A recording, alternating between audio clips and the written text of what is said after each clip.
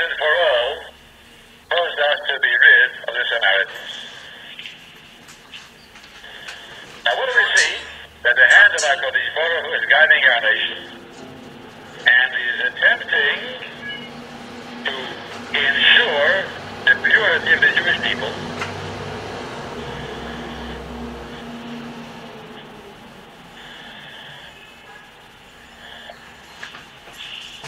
I'm going to quote from Tehillim something that's relative to this.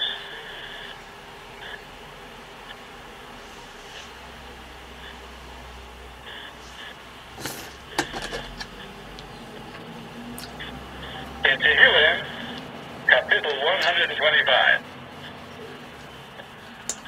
Ki lo yonuach shevet horesha al goydal ha-tzadikim. Now let's listen to these prophetic words. Ki lo yonuach shevet horesha al goydal ha-tzadikim. The tribe of the wicked cannot rest, cannot encamp together with the lot of the righteous. It's a principle. HaKadosh Baruch Hu does not want the wicked to continue with the righteous. Leman, why? Leman, lo yisluhu ha-tzadikim bi'avolot yedayim. In order that the righteous should not stretch out their hand to do wickedness.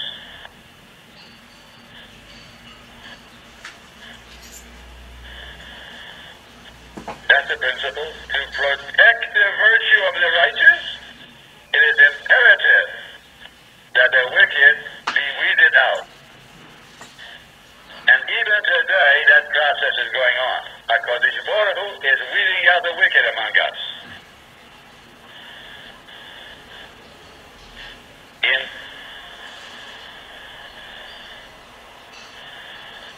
Amos chapter 9, verse 9, quote,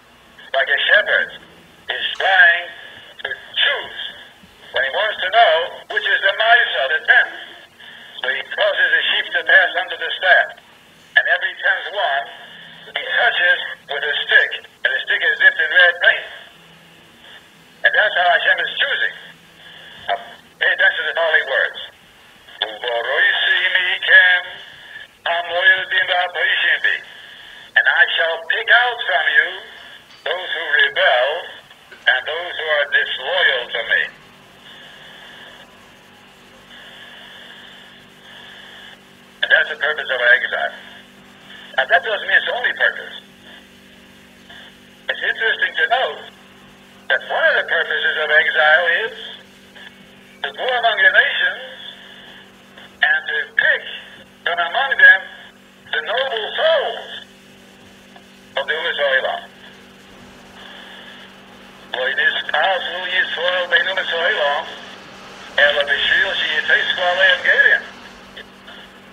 We are among the nations like Elimelech and his family went into Moab.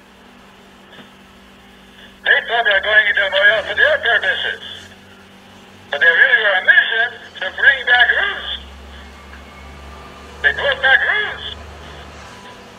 When Avraham, and Avraham went down to Messiah, among other purposes, was that when he left Mitzrayim, Hagar should come up with him. And when our forefathers, Yaakov and one of Yordan Mitzrayim, one of the purposes was that when they would leave, the Gan Erev Olo Yitam, the noble, the elite of Egypt went up with them. It's one of our purposes. We are interested in rescuing from the nations the noble souls that become converts to Torah. But one of the purposes is that certain people should get lost from among Jews. They peel off the body of the nation. They fall off like scabs. As long as the scab is attached to the body, it's a source of suffering, discomfort. And finally it dries up and falls off. And so the reformers are peeling off a lot and going lost. The simulationists peeling off and going lost. All this is for our benefit, so that the loyal shall remain. Now, does that mean we shouldn't try to save? Certainly we have to try to save Jews. It is our job to bring in the noble souls of the Gentiles, so surely we have to save Jews. But there are many who won't be saved, who must go lost, and that's part of the purpose. Now, if you're going to study Jewish history in detail, which we won't do now, but now it's a question time, you're going to discover that this process has gone on from the beginning. Perhaps some other time we'll discuss that. And now we're going to hear questions. So I'm going to give the men a chance to ask some questions while I'm looking over the ladies' questions.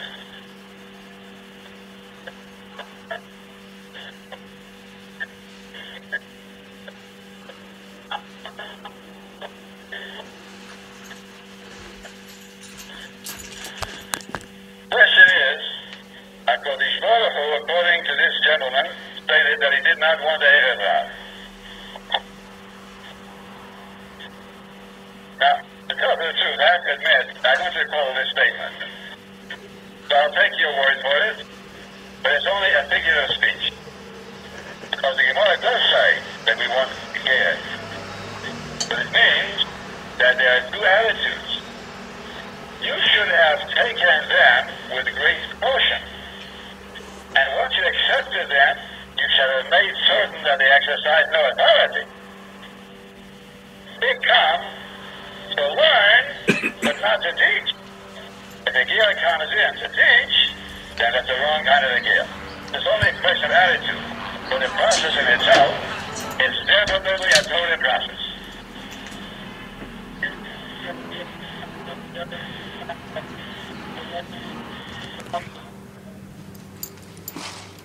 Can we prove the principle of this Kapnu Hadera, that the generations become smaller, from the fact that the later sages of the period of Amoraim refused to differ with the earlier sages of the Tanoim?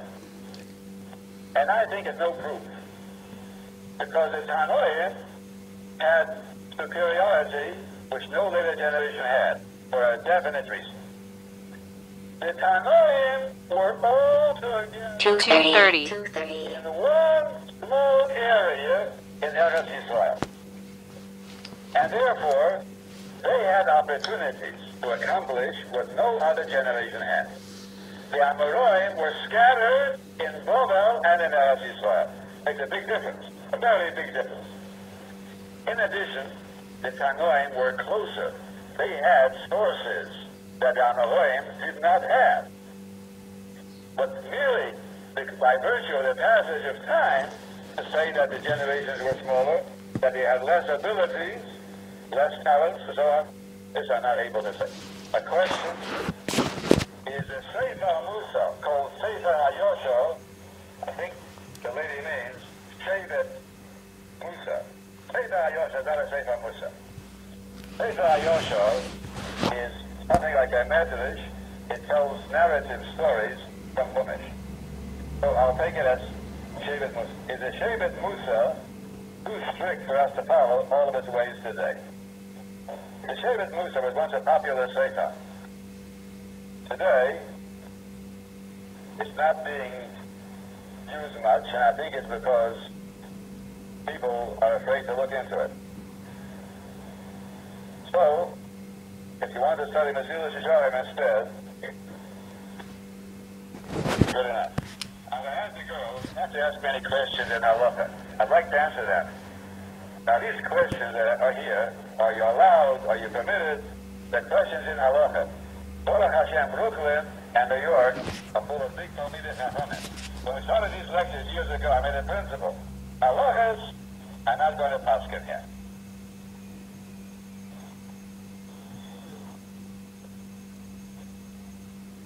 Is the Indian. It's mentioned a number of times in Talmud. You shouldn't do certain things because it's partially shikha. It causes you to become forgetful. You lose your memory. Is that a logical thing or is it a mystical thing? I explained once here, it's a logical thing. There's a principle enunciated in Daniel as follows. Yehav Chuchmesa L'Hakinim. The Almighty gives wisdom to wise men. Now what sense does that make? He gives wisdom to wise men?